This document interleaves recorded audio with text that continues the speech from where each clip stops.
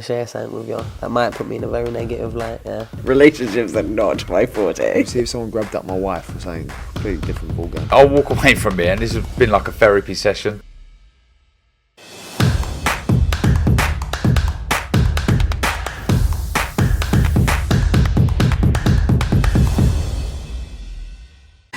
Andrew McCART, IFL TV, proudly sponsored by Everlast.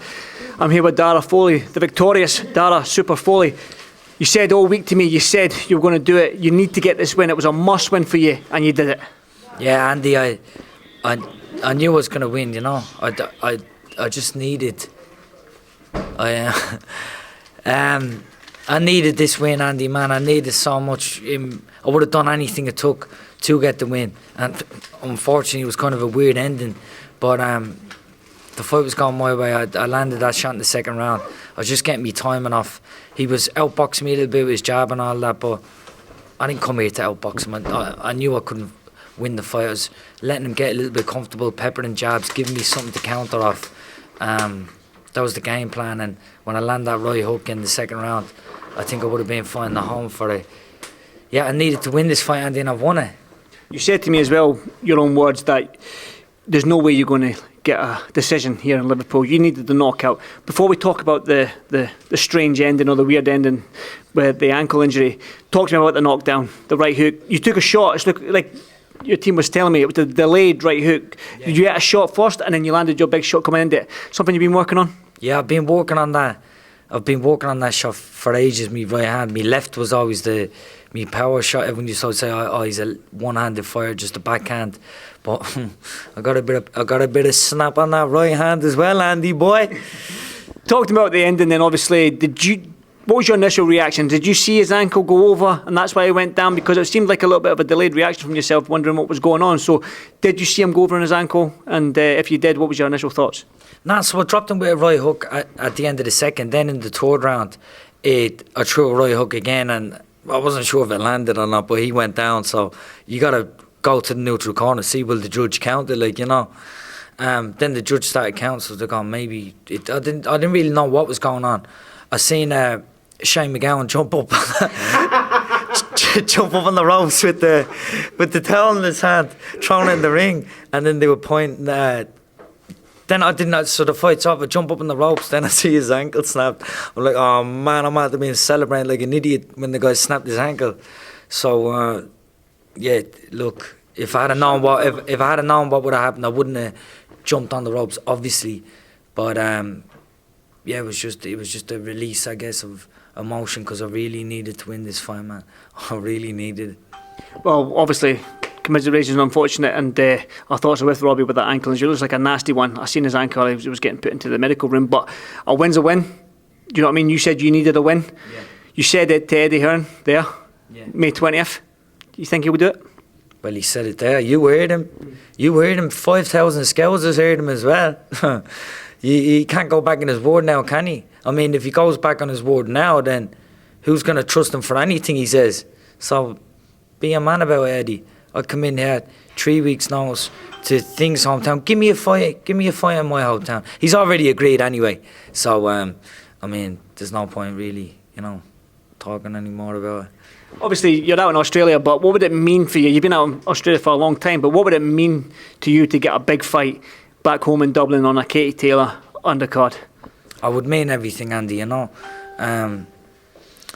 Just fighting at home. And I mean, I'm fighting a million miles away in Australia. A lot of the time, I have a good following over there, but it's different, you know. Just to fight at home and to fight in Irish, it would be one thing I still need to tick off the bucket list in terms of boxing. Well, that's it. And you said it was a must win as well. So what is next for you then? May 20th, get another good win. You talked about somebody with a spare rib. You need to enlighten me. Who is this? I know I do know who it is, but for people that don't know who you're talking about, who are you talking about? It's a guy from Toowoomba Bumba, a very small little suburb in the back arse of nowhere, village, in the back arse of nowhere in Australia. And they have this little jumped up idiot who thinks he's something, you know. I guess the beef, if you call it, how it started off, was he was an up and coming professional. He used to always message me, how I done like a little running challenge during COVID, a 5k. Oh, how do you run so fast? What strength and condition do you do? I tried to help the kid out. He was only up and coming in his career. I'm a massive fan of yours. I wanna, and then it just, and I get it when you're the leader of the lion pack and you have the little cub coming up, Simba coming up. But there's a right and a wrong way about doing it. You don't start being disrespectful about it and saying it's on site and all this. He's just an idiot, man. But yeah, he'll get his comeuppance if we ever do get in the ring, you know. And that's that, Andy. You know, I'm a real fighter. I showed it tonight. And fakes like that guy, you know, they don't last, you know. They have a small bit of success, you know, flip out of the ring like a circus act, but they don't last, man. And yeah, Spirit Ape, yeah. So if he ever does fight me, man, I'll be taking a lot more than a rib, I tell you that now. One final one for me. How you celebrating tonight? I mean, your team were sort of buzzing after that win. So how are we celebrating tonight? Andy, I'm not even joking, man. Like, I reckon the bookies are after me done for millions. I'm not about tens of thousands, man. I was paying 10 to 1 for the knockout. Oh my God, are you with me? People are wanting this fella here, and come man O'Neill. He's only here for 2 days and he brought a big fucking 20 kilo checked in luggage. So what's that for? This is all the money I'm bringing back from Boyle Sports. So we're gonna have a bit of fun tonight, you know. Let the hair down, celebrate with everyone that's coming home from Ireland, and yeah, just enjoy life. Let it all sink in, you know. Still a bit woo with the ending and all that. Again, commiserations to Robbie. It's horrible. You don't want to see that. You know what I mean? You don't want to see that shit. I was actually listening to an interview of his. He was saying he's a little baby, same age as mine, and he was away from him for so long in training camp and all. So I feel bad now, to be honest, because you know what it takes. But that's boxing. You know what I mean? And he's a good way. He's a good man, good solid fighter, and the whole way through. It was like we wanted to fucking get in there, but there was always a good respect there. And I wish him all the best, man. Definitely, me too. I hope Robbie gets a speedy recovery. But Darragh, well done again tonight. You needed the win. You travelled all the way over here in 2-3 weeks' notice. So congratulations again, mate. And yeah, on you go. Yeah, just 1 second. Just jump in here.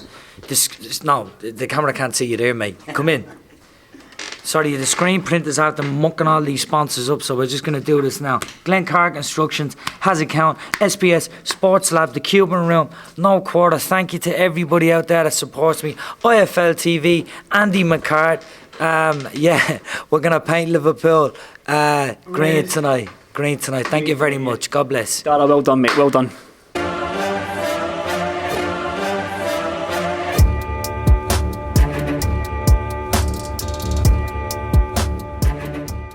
I'm going to share something with you that might put me in a very negative light, yeah. Relationships are not my forte. See if someone grabbed up my wife or something. Completely different ballgame. I'll walk away from here, and this has been like a therapy session.